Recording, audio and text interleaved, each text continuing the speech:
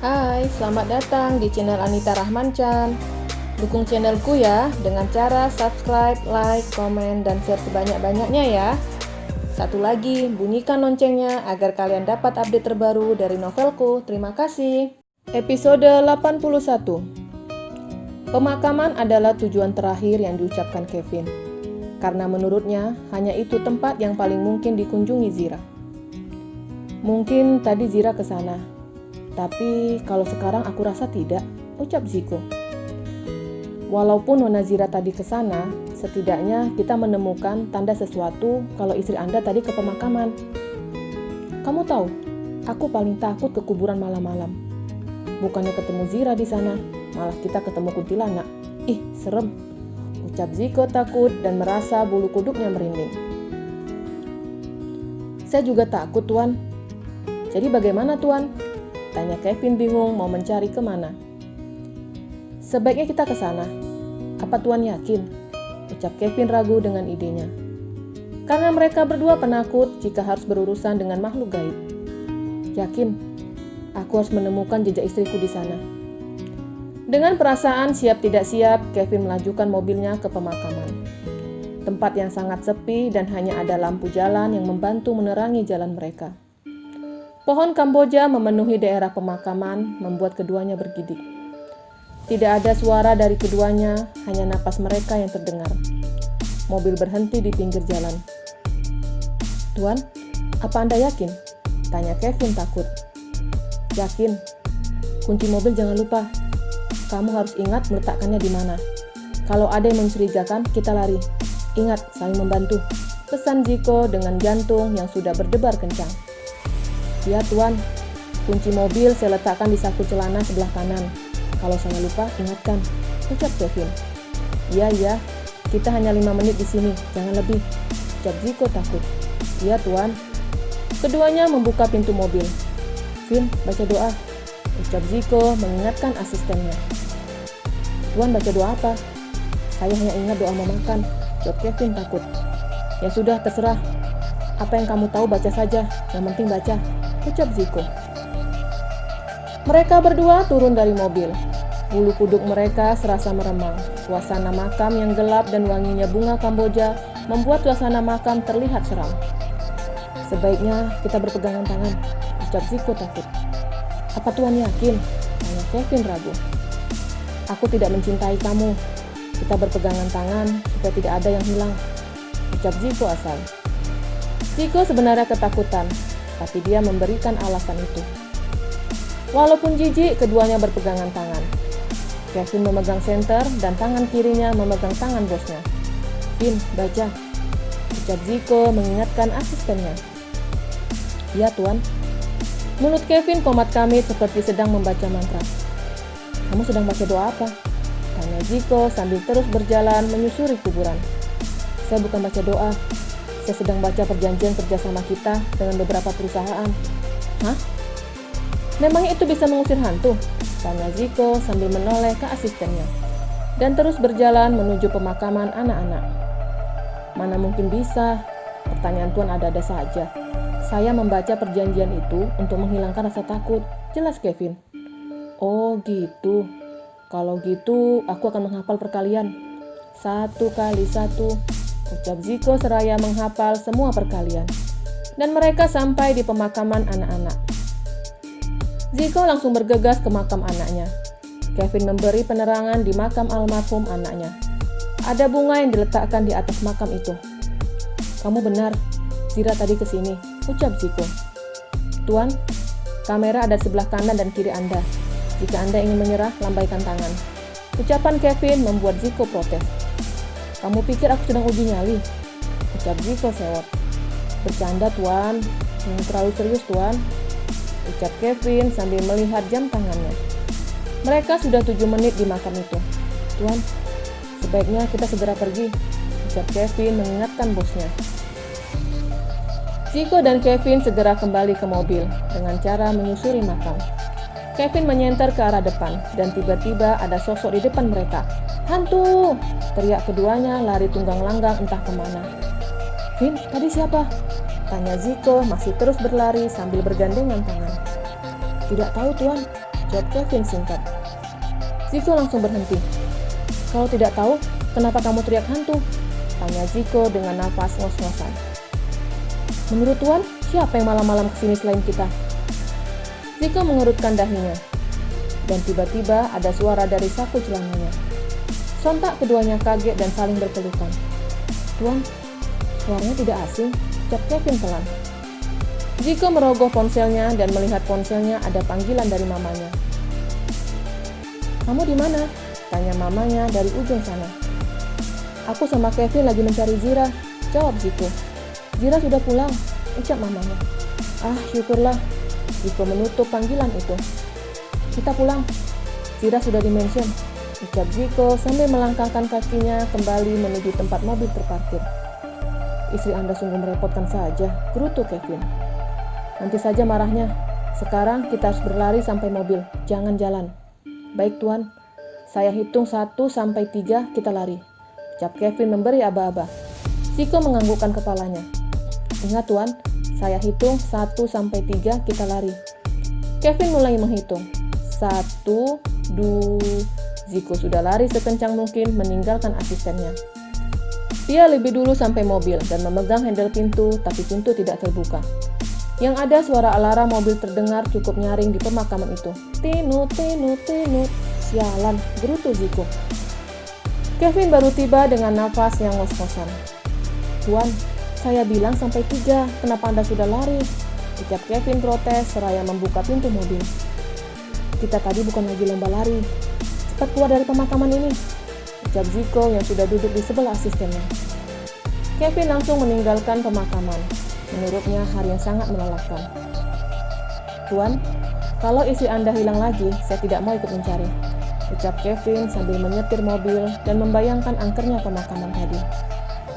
Kamu juga, kenapa tadi memberikan ide ke pemakaman? Jadinya seperti ini, protes Ziko. Kevin tidak membantah. Ucapan bosnya karena semua memang idenya. Setelah mengantarkan bosnya, Kevin langsung kembali ke rumahnya. Ziko masuk dengan wajah yang kusut dan menenteng jas di tangannya. Kenapa kakak? Tanya Zelin heran melihat penampilan Ziko. Ziko tidak menjawab. Dia menaiki anak tangga dengan perlahan, adiknya mengikutinya dari belakang. Apa kakak baru aja kalah judi? Tanya Zelin. Apa? Ziko langsung sewot. Idih, kan aku hanya tanya, ucap Zelin cemberut. Gak usah tanya-tanya, ucap Ziko sewot dan langsung masuk ke kamar. Dia melihat istrinya sudah berbaring di kasur sambil menonton siaran televisi. Ziko langsung duduk di depan istrinya. Kamu dari mana saja hari ini? Tanya Ziko. Kamu dari mana? Pulang kerja jam segini, ucap Zira tidak mau kalah. Aku baru mencari kamu. Kenapa dicari? Aku tidak menyuruh kamu mencariku, jawab Zira. Kamu tahu, karena kamu, aku dan Kevin melihat hantu. Lain kali, kalau mau hilang bilang, ucap Ziko sewot. Oh ya? Beruntung sekali hantunya, mau memperlihatkan wajahnya ke kalian. Pasti hantunya cantik, sampai mau melihatkan wajahnya. Sindir Zira tidak percaya. Episode 82. Kevin tiba di rumahnya dan melihat istrinya sedang menonton televisi. Kamu sudah pulang? Meni memperhatikan penampilan suaminya yang terlihat kusut. Jawab Kevin langsung menjatuhkan tubuhnya di kasur. Apa Nona Zira diculik? Karena penampilan suaminya yang sangat kacau, dia berpikiran jika Zira diculik. Bukan, Nona Zira pergi entah kemana dan tidak mengabari suaminya. Tapi dia sudah kembali setelah berhasil mengerjai aku dan Tuan Ziko, jelas Kevin dengan mata tertutup. Oh ya? Tidak heran kalau Nona Zira selalu berhasil mengerjain kalian. Beliau panutanku. Ingin rasanya aku seperti dia dapat mengerjai kamu. Pasti rasanya akan asik. Meni tersenyum menyeringai membayangkan dirinya sehebat Zira. Kevin menatap istrinya dengan tatapan heran. Memangnya kamu mau kabur juga? Tanya Kevin sambil memicingkan matanya. Iya, nanti aku pergi dan tidak mengabari ke kamu. Pasti kamu akan kehilangan. Membayangkan kamu sedang kebingungan sangat susah. Ucap Meni yang sedang mengarang indah. Kalau kamu memang hilang beberapa jam silahkan, tapi aku tidak akan mencari. Kok gitu? Berarti kamu tidak cinta sama aku. Giliran Nona Zira aja kamu langsung cepat tanggap. Istri sendiri tidak. Ucap Meni manyun. Kamu cemburu ya? Rayu Kevin seraya mendekati istrinya yang sedang bersandar di bagian kepala tempat tidur. Menik tidak menjawab.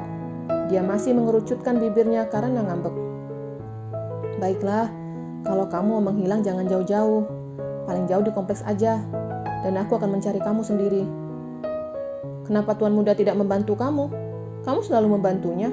Tanya Menik bingung. Karena aku bawahannya. Mana mungkin aku minta beliau membantuku.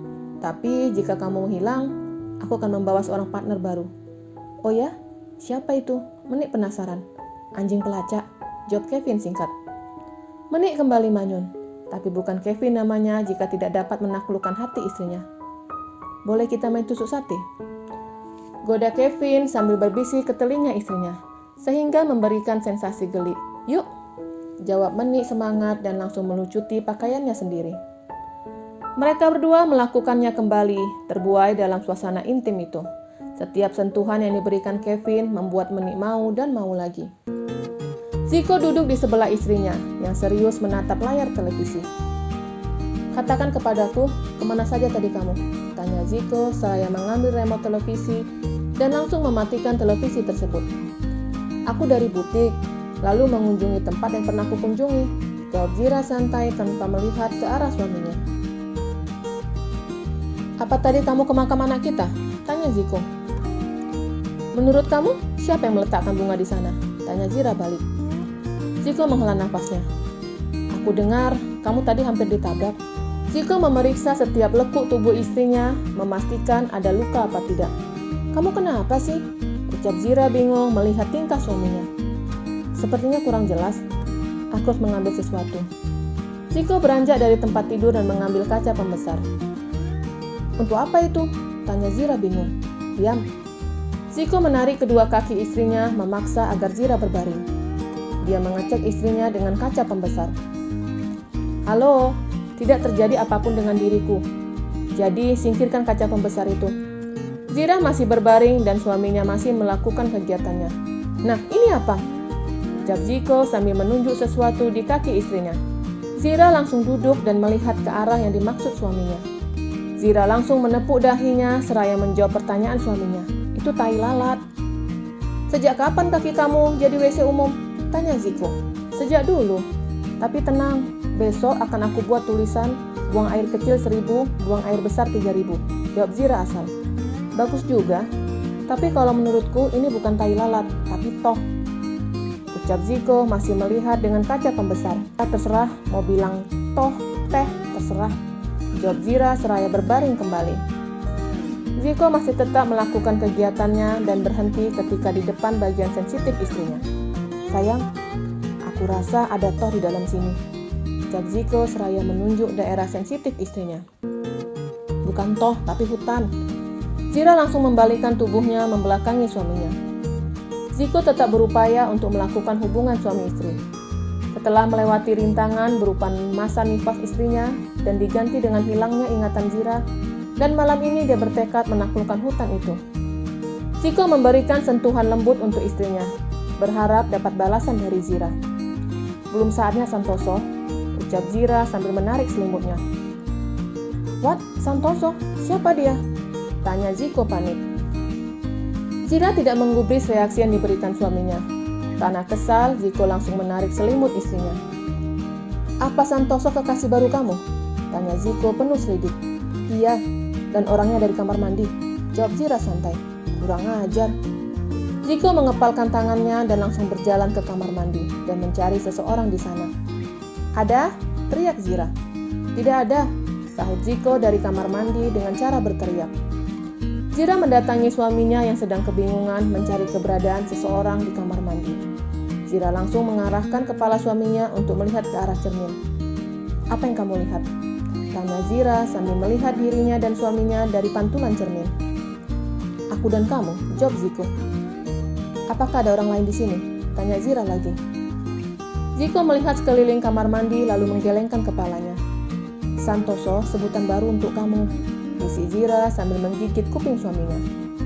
Ziko tercengang dengan sikap liar istrinya. Setelah sekian purnama, akhirnya Zira yang menggodanya. Baiklah sayang, Santoso akan memberikan kenikmatan untuk kamu. Dan kita melakukan kembali jurus mengikat wisi. dan kuharap itu dapat mengingat semuanya, ucap Ziko sambil melucuti pakaiannya. Mereka melakukannya dengan perasaan senang. Zira merasakan setiap sentuhan yang diberikan Santoso, mencoba mengingat semuanya. Kevin dan Meni telah selesai melakukan olahraga malam. Olahraga yang menyehatkan badan dan membuatnya ketagihan. Tubuh polos mereka hanya terbalut selimut. "Bagaimana dengan Koko?" tanya Kevin sambil membelai rambut istrinya. Meni menumpangkan kepalanya di dada bidang suaminya. Menurutnya itu tempat favoritnya. "Koko tetap ingin keluar. Aku tidak bisa menghalanginya," sahut Meni sambil memeluk suaminya. Kevin menghela nafasnya. Dia harus siap-siap mencari orang baru. "Apa alasannya keluar? Apa karena Nona Zelin?" tanya Kevin lagi. "Iya, Koko tidak ingin memperjuangkan cintanya, karena Zelin sudah mengatakan ke Koko tidak pernah mencintainya," jelas Meni. "Sebenarnya masalah ini tidak seharusnya disangkut pautkan dengan urusan pekerjaan. Tapi karena Zelin adiknya tuan muda, mau tidak mau dia keluar dari rahasia grup." "Iya, dia tidak ingin terlibat dengan keluarga itu lagi," ucap Meni. "Apa dia mengatakan mau kerja di mana nantinya?" tanya Kevin penasaran. Karena Koko pria yang cerdas dan pastinya banyak perusahaan yang menerimanya. Apalagi ketika dia keluar dari perusahaan rahasia, dengan otomatis perusahaan lain yang akan mencarinya. Episode 83. Mentari telah menggantikan posisi rembulan untuk menyinari bumi. Jasmine mengerjapkan matanya dan melihat ada suaminya yang tidur memeluknya. Selama tidur, Dr. Diki hanya memeluk istrinya dan Jasmine meletakkan kepalanya di lengan suaminya. "Pasti dia kelelahan menahan kepalaku semalaman suntuk," gumam Jasmine sambil mengangkat perlahan tangan suaminya.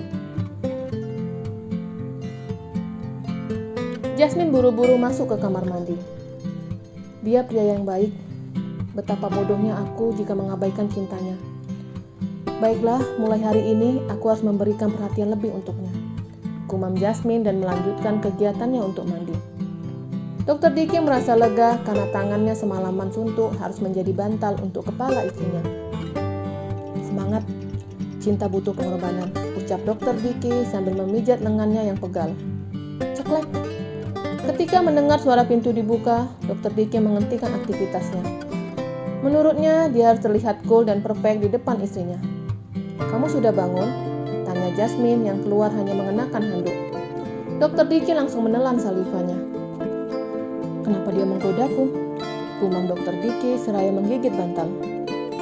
Jasmine menatap lemari pakaiannya. Dia tidak sadar dengan perbuatannya. "Oh, iya, aku baru saja bangun," sahut Dr. Diki gugup. "Apa hari ini kita ada jadwal keluar rumah?" tanya Jasmine sambil memilih pakaian yang akan dikenakannya. Dr. Diki langsung beranjak dari tempat tidur dan memeluk tubuh istrinya dan dengan sengaja menempelkan benda tumpulnya di bagian belakang tubuh istrinya. "Diki?" ucap Jasmine kaget karena suaminya sudah menciumi lehernya. "Diki?"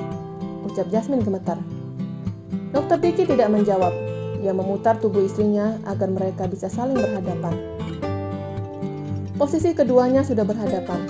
Dr. Diki meletakkan kepalanya dalam ceruk leher istrinya, memberikan tato kepemilikan di sana, dan langsung meninggalkan istrinya yang diam mematung. Di dalam kamar mandi, Diki tersenyum senang. Dia sedang melemparkan jala ke istrinya. Tinggal menunggu ikan itu masuk ke dalam perangkapnya. Dak dik duk, Jasmine memegang jantungnya yang berdetak kencang. Perlakuan suaminya membuatnya merinding dan menginginkan lebih. Kedua orang tuanya sudah menanti anak dan menantunya di ruang makan. "Kenapa mereka lama sekali?" ucap pria parubaya itu yang sudah menahan laparnya. "Sabar, Pak, sebentar lagi pasti Jasmine keluar. Mungkin mereka lagi main gosok-gosokan di kamar mandi. Seperti kita dulu," bisik mamanya Jasmine dan melihat Bibi membawa nampan menuju kamar anak dan menantunya. "Bi, mau dibawa kemana?" tanya mamanya Jasmine. "Ke kamar Bapak," sahut Bibi. "Biar saya yang bawa." Mamanya Jasmine mengambil alih nampan itu dan membawa ke kamar anak dan menantunya. Tok tok tok. Jasmine membuka pintu kamar dan melihat mamanya sedang berdiri di depan pintu. "Mama?" Jasmine langsung mengambil nampan itu, tapi mamanya masih memperhatikan setiap jengkal tubuh anaknya. "Mama kenapa?" tanya Jasmine bingung. "Tidak apa-apa," sahut mamanya seraya kembali ke ruang makan. "Pak, sepertinya mereka belum melakukan," bisik wanita parubaya itu. "Hus, Mama itu dari kemarin terlalu mengurusi urusan mereka." "Aduh Papa, Mama itu ingin menimang cucu secepatnya," saut istrinya kesal. "Dari mana Mama tahu kalau mereka belum melakukan?" tanya suaminya sambil menegakkan kopi ke dalam tenggorokannya. "Rambut Jasmine tidak basah," saut istrinya. Mendengar ucapan istrinya, papanya Jasmine langsung menggelengkan kepalanya. "Mama itu terlalu mengurusi hal itu, bisa saja Jasmine mengeringkan rambutnya."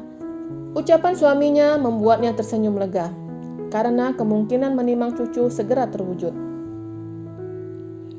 Dokter Diki keluar dari kamar mandi, hanya mengenakan handuk yang menutupi pinggangnya sampai ke bawah lututnya. Ketika pertama kali melihat suaminya seperti itu, jantungnya sudah berdetak kencang. Dan perlakuan yang diberikan suaminya membuat jantungnya semakin berdetak cukup kencang. Dokter Diki duduk di pinggir tempat tidur dan menikmati kopinya. Menghirup aroma kopi itu dan memakan sepotong kek. "Maaf, seharusnya aku membawakan kek dan kopi sebelum kamu bangun," ucap Jasmine masih berdiri cukup jauh dari tempat tidur. "Tidak apa-apa, duduklah." Dokter Diki menepuk pinggir tempat tidur di sebelahnya. Dengan perasaan ragu, Jasmine duduk di sebelahnya. Dokter Diki meminum kopinya dan menyerahkan cangkir kopinya ke Jasmine. "Untuk apa?" tanya Jasmine bingung. "Minumlah." Jasmine melihat suaminya dengan tatapan bingung, tapi tatapan suaminya lebih dia takutkan. Dia meminum gelas kopi bekas suaminya. "Ah," ucap Dokter Diki sambil menyodorkan potongan kek ke mulut istrinya. Jasmine menerima suapan dari suaminya. Diki langsung mengecup dahi istrinya dan langsung berjalan mendekati lemari pakaian. Jasmine lagi-lagi memegang jantungnya. Dia mendapatkan perlakuan yang lembut dari suaminya. "Hari ini aku mau kantor Ziko. Kalau kamu mau jalan-jalan sama Papa dan Mama silahkan," ucap Dokter Diki sambil mengambil pakaiannya dan memakai di depan istrinya. Jasmine buru-buru memalingkan wajahnya. "Lihat nanti," jawab Jasmine singkat. Ziko dan Zira berjalan menuju ruang makan sambil menggendong si kembar, dibantu Zelin untuk membawa si sulung Zain.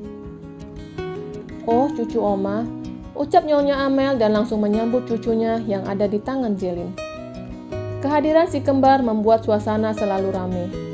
Apalagi tangisan ketiga bayi kecil itu membuat mansion serasa hidup. Mereka menikmati sarapannya dengan didampingi si kembar. Suasana mansion telah berubah, di mana dulu tidak ada yang diizinkan untuk berbicara ketika sedang berada di meja makan. Tapi sekarang berubah, peraturan berubah setelah hadirnya si kembar. "Pa, Ma, lusa aku akan berangkat ke luar negeri," ucap Zelin seraya menikmati sarapannya. Semua keluarga langsung menoleh ke arah Zelin. "Apa kamu yakin?" tanya mamanya. "Yakin," jawab Zelin penuh ketegasan. "Baiklah, Mama ikut," ucap Nyonya Amel seraya melihat keluarganya. "Tidak usah, Ma, aku pergi sendiri. Walaupun pesawat jet Papa cukup menampung kita semua, tapi aku ingin berangkat sendiri dan mengurus segala keperluanku sendiri," jelas Zelin. "Baiklah, Nak, jika itu kemauan kamu silahkan. Jaga diri di sana," ucap papanya. Zelin menganggukkan kepalanya, sedangkan Ziko langsung memikirkan keadaan Koko, yang dengan kata lain sekretarisnya akan mengundurkan diri. Dan Ziko harus mencari pengganti Koko. Setelah selesai makan, Nyonya Amel membawa si kembar ke taman belakang bersama dengan 3 baby sister. Ziko menatap istrinya yang masih menikmati jus jeruknya. "Sayang," ucap Ziko. "Iya, Santoso," sahut Zira tanpa melihat ataupun melirik suaminya. Ziko langsung kaget ketika namanya berganti jadi Santoso. Di pikirannya nama itu hanya untuk di dalam kamar, tapi tidak. Koko akan keluar. Ziko belum selesai dengan kalimatnya, karena Kevin sudah hadir dan bergabung di ruang makan bersama mereka. "Pagi," sapa Kevin. Sahut suami istri itu secara bersamaan. Ziko melanjutkan kembali kalimatnya. "Koko mau keluar kerja, dan aku tidak punya penggantinya," ucap Ziko pelan. Dia tidak ingin mencari sekretaris baru.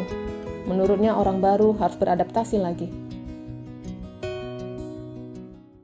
Episode 84. Zira melihat suaminya yang baru saja mengatakan tentang sekretarisnya. "Lalu, apa hubungannya denganku?" tanya Zira menatap suaminya dan Kevin. Aku ingin kamu menjadi sekretarisku, ucap Ziko seraya menatap istrinya. Aku? Ucap Zira kurang yakin seraya menunjuk dirinya sendiri. Ziko menganggukkan kepalanya memberi ketegasan jika yang diucapkannya benar. Oh tidak, aku tidak berbakat jadi sekretaris. Ingatanku saja belum pulih. Lalu kamu tambah kerjaan baru, gerutu Zira menolak. Ziko tidak ingin ada sekretaris baru, mengingat sekretaris yang dulu pernah membuat hubungannya dengan Zira sedikit merenggang, dan dia tidak ingin terjadi lagi. Lupakan soal sekretaris. Apa kamu sudah mengingat sesuatu? Tanya Ziko penasaran, karena belum mendapatkan jawaban dari istrinya. Belum, aku hanya ingat beberapa tempat dan mencoba untuk mengingatnya, tapi sama saja, jelas Zira. Zira beranjak dari kursi makan. Aku hari ini mau ke butik lagi, ucap Zira dan langsung berjalan meninggalkan suaminya. Tuan, saya tidak mau ikut-ikutan kalau istri Anda hilang. Kevin langsung memberikan peringatan untuk bosnya. Ziko berlari mengejar istrinya dan Zira sudah berada di mobil pelanginya. Sayang, apa yang kamu lakukan? Ziko berdiri di samping pintu mobil tempat Zira sedang duduk di belakang kemudi. Aku ingin berkeliling kota ini, semoga kenanganku bisa muncul kembali, ucap Zira seraya menyalakan mesin mobil. Sayang, jangan. Aku mohon untuk tidak meninggalkan mansion lagi. Aku tidak mau kamu hilang. Ziko menarik tangan istrinya yang ada di kemudi. Dia menggenggam tangan istrinya dengan cukup erat. Aku tidak ingin kehilangan kamu. Ucapan Ziko membuat Zira terharu. Aku tidak akan hilang. Kemarin aku balik sendiri ke sini. Jadi tidak perlu khawatir. Zira menarik tangannya yang ada di genggaman suaminya. Ziko masih menatap istrinya dengan tidak rela. Ayolah, jangan seperti ini. Kamu harus mengikhlaskanku pergi. Aku hanya ingin berkeliling sendiri. Tidak perlu mengkhawatirkanku. Ingat, aku pasukan Avenger, ucap Zira seraya mengedipkan salah satu matanya, dan langsung melaju meninggalkan mansion. Kejar istriku, tita Ziko ke Kevin. Asistennya langsung menekan pedal gas dan dalam sekejap mobil istrinya tidak terlihat. Cepat sekali hilangnya. Apa istri tuan memakai ajian lembu sekilan? Ucap Kevin asal. Entahlah, tapi bisa jadi. Ziko masih melihat ke sepanjang jalan, berharap dapat menemukan istrinya. Kevin melihat wajah bosnya yang cemas. Tenang tuan, saya yakin Nona Zira akan kembali seperti tadi malam. Istri Anda bisa pulang ke mansion sendiri. Itu tandanya ingatan istri Anda masih membaik, jelas Kevin seraya menenangkan bosnya. Kamu benar. Kadang aku berpikir istriku seperti tidak hilang ingatan. Tapi terkadang sikap dinginnya meyakinkanku kalau dia masih hilang ingatan. Apa Tuan yakin? Aku tidak yakin, tapi tadi malam dia memanggilku dengan julukan baru. Oh ya? Saya tahu, pasti istri Anda memanggil Anda dengan sebutan peyem. Ucap Kevin asal seraya tersenyum mengejek. Kenapa kamu berpikiran peyem? Tanya Ziko bingung. Ubi kayu Tuan terlalu lama tidak disentuh, dan jangan-jangan sudah diberi ragi. Jadi menurut saya sudah berubah jadi peyem, ucap Kevin seraya menahan tawanya. Kurang ajar kamu. Ziko langsung memukul lengan asistennya. Tapi kamu salah. Tadi malam bukan kamu saja yang main tusuk sate, kami juga. Ziko membayangkan kenikmatan yang dirasakannya tadi malam. Wah, akhirnya peyem Anda beraksi, ejek Kevin. Iya dong. Dan dia memanggilku dengan nama baru, Santoso. Ziko menekan intonasinya. Buahahaha. Kevin tertawa. Nama baru bosnya sungguh tidak pernah terfikirkan akan melenceng jauh. Tuan, menurut saya istri Anda masih hilang ingatan, ucap Kevin dengan gelak tawanya. Iya, kamu benar. Ziko jadi Santoso, ubi kayu jadi peyem. Kevin masih tersenyum sambil tetap melaju mobilnya. Dalam beberapa menit mereka telah tiba di kantor. Memasuki lobi dan langsung menuju lift khusus CEO. Di dalam lift mereka berdua kembali mengobrol. Tuan, sebenarnya ada cara untuk mengetahui kalau ingatan istri Anda sudah pulih atau belum. Oh ya, caranya? Nona Zira terkenal dengan kosakatanya yang unik. Jadi, jika itu sudah muncul, saya yakin istri Anda sudah sembuh. Ziko menelaah ucapan asistennya. Dan apa yang diucapkan Kevin ada benarnya. Ting, pintu lift terbuka, mereka keluar dari dalam lift bersamaan. Dan dari jauh melihat ada Koko yang sedang duduk di meja kerjanya. Itu Koko. Kamu bilang dia mau mengundurkan diri, ucap Ziko sambil berjalan beriringan menuju ruangannya. Mana saya tahu, mungkin dia tidak jadi mengundurkan diri, sahut Kevin. Ziko tidak berbicara lagi, karena mereka sudah sampai tepat di depan meja kerja Koko. Selamat pagi bos, Pak Kevin, sapa Koko ramah. Pagi, jawab keduanya bersamaan. Ziko langsung masuk ke ruangannya, begitupun Kevin ke ruangannya sendiri. Ziko belum sempat duduk di kursi kerjanya. Terdengar suara ketukan dari arah pintu. Bos, ini beberapa berkas yang harus Anda tanda tangani segera. Koko meletakkan beberapa berkas di meja kerja Ziko. Dia menandatangani berkas itu seraya melihat ke sekretarisnya dan melanjutkan untuk menandatangani berkas itu. Setelah selesai, Ziko menyerahkan kembali ke Koko. Dan pria itu meletakkan kertas putih di hadapan Ziko. Apa ini? Tanya Ziko tanpa mau melihat isinya. Surat pengunduran diri, sahut Koko. Ziko langsung memegang pelipisnya dan memencet salah satu tombol yang langsung ke ruangan Kevin. Cepat ke sini, ucap Ziko seraya menekan tombol yang ada di depannya. Dalam waktu singkat, Kevin sudah tiba di ruangan bosnya. Iya, Tuan. Kevin berdiri di depan meja kerja Ziko. Ziko mengambil kertas yang ada di mejanya dan memberikan ke Kevin. Pria itu langsung membacanya.